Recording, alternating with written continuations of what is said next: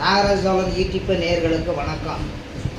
அன்பு தமிழ் சொந்தங்களே, பேரறிஞர் அண்ணா, தந்தை பெரியார் 20ஆம் நூற்றாண்டில் தோன்றியவர்கள். அவர்களால் தான் இந்த தமிழகத்தை பிரட்டி போட முடிந்தது. சமத்துவம், சம உரிமைன்னு சொல்கிற ஒரே கொள்கை உடைய கட்சியாக அன்றையிலிருந்து இன்று வரைக்கும் திராவிட முன்னேற்ற கழகம் தான் இருக்குது. அந்த பணியை தான் கலைஞர் அவர்கள் செய்தார். கலைஞர் பணியை தான் மு.க. ஸ்டாலின் ஐயா செஞ்சுக்கிட்டு இருக்காரு.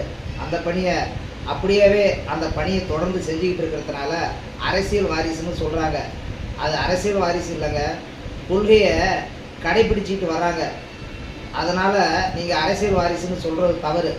நீங்கள் இன்னொன்று சொல்லுவீங்க, சட்ட ஒழுங்கெல்லாம் கெட்டு போகுது தமிழ்நாட்டில்னு. சட்ட ஒழுங்கு மக்கள் கையில் இருக்குது. சட்டத்தை யார் மதிக்கிறா?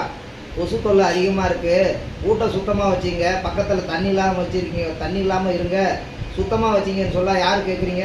கேட்க மாட்டீங்க. அதே மாதிரி ஹெல்மெட்டு போட்டுட்டு தான் போகணும்னு சட்டம் சொல்லுது, நம்ம கேட்குறோமா? கேட்குறதில்ல. போதையின் பாதையில் யாரும் போகாதீங்கன்னு சட்டம் சொல்லுது. ஆனால் மக்களாகிய நாம் என்ன சொல்கிறோம்? போதை பொருள் விற்கிறதுனால தான் நாங்கள்லாம் வாங்கி சாப்பிட்றோன்னு நீங்கள்லாம் சொல்கிறீங்க. ஆனால் அது ஒரு காரணமாக நீங்கள் சொல்கிறீங்களே.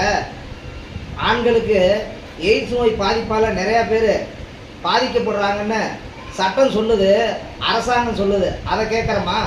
அதனால் அரசாங்கத்தை குறை சொல்கிறத விட்டுட்டு நாம் சட்டத்தை மதிக்கணும், சமத்துவத்தை பெருக்கணும். தனி மனிதன், ஒரு மனிதன் நிம்மதியாக வாழ்கிறதுக்கு நாம் வழி விடுறோமா? அது இல்லை. அதனால் தனி மனிதனை வாழவும் விடணும், வாழவும் செய்யணும்.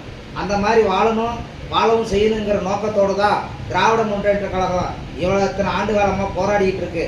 அந்த போராட்டம் தொடர்ந்து இருக்கிறதுனால தான் இன்றைக்கி தனி மனிதன் வாழ முடியுது. அன்பு சகோதரர்களே, அன்பு மக்களே, நீங்கள் புரிந்து கொண்டு திராவிட முன்னேற்ற கழகத்தை ஆதரிப்பீர், வெற்றி பெற செய்வீர், ஆட்சியில் அமர செய்வீர்.